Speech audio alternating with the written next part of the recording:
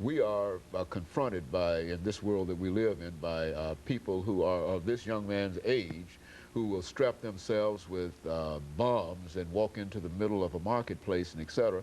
and kill others while they kill themselves. Do you see any kind of relationship between what he did and what they're doing in reference to that? And so I think what's that so. relationship? I think so. I think that you know, it may be that people who live in societies where there's such a schism between the upper income group, which is usually very, very small, and most of the rest of the society, these people, I think, often feel worthless, helpless, powerless, insignificant, and are willing to do anything that will give them a sense of significance, even kill themselves. If they can become convinced that killing themselves, blowing themselves up, gives them some value and some significance and some importance, and it's going to have some impact, I think oftentimes people are willing to do that.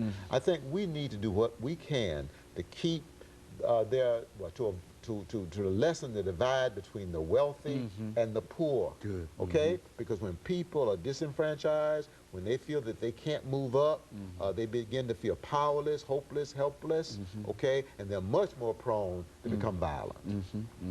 And so there's a correlation between what individuals will do in a violent nature and really their social status in a real sense, and how they feel about themselves. Yes. And also, let me just say that a lack of spiritual nurture and guidance. I did some research at the Metro Jail. We found out that most of the inmates, we evaluated 25 inmates, 15 Caucasian, 9 Afro-Americans, 1 Hispanic, who had committed robbery, rape, murder, incest, or aggravated assault. And we found out that about 92%, okay, had very low self-esteem and grew up in family situations in which there was a visible lack of spiritual nurture and guidance. And so that's a very important piece, that we expose our children to spiritual guidance and nurture in the home, okay, and as often as we can, because this will help to improve their self-esteem and help to orient them away from violence and away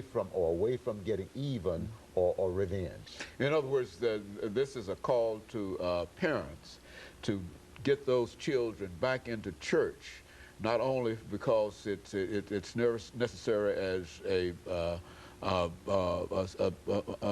point of view in terms of their belief, but it's also necessary in terms of saving their lives, in terms of guiding them in the right direction. Absolute. Call to parents, a call to the church, a call to the school. School needs to make more available mental health resources to their students. It's a wake-up call to the mental health system, okay? A wake-up call to our policymakers.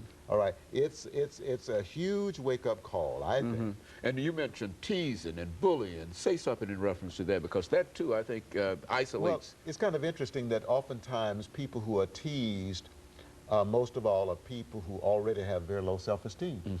And what does teasing do? It just further lowers a person's self-esteem. And what does that do?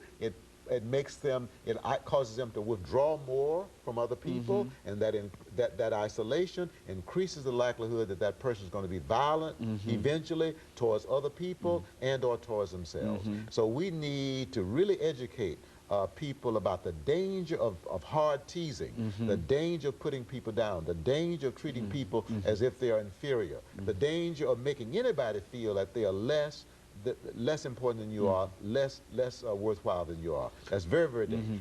You know, being involved in higher education for so long, Dr. Poe, both of us know that if you've got 35 or 40 students in a classroom and one is acting as this young man's supposed to have acted, all the students that come and go, everybody's got something to say in reference to it, you see, and et cetera. So I can understand perhaps how that might have sort of pushed him over the edge, wishing to perhaps get revenge, as you indicated. Yes, and I think it's also important to realize that people who are very, very shy, very withdrawn, probably have experienced some trauma in their lives, okay, that has rendered them that way. And so rather than teasing them, putting them down, we need to be more prone to reach out. Very good. And of course, Dr. Poe, let me, over the last few seconds that we have here, thank you for coming by and again bringing us that excellent information. I think that, as we said in reference to your attack on America, that was in reference to one of these great tragedies, and we were able to learn some things in reference to it. And of course, we'll be back with our audience next week for another informative edition of Comments. Thank you,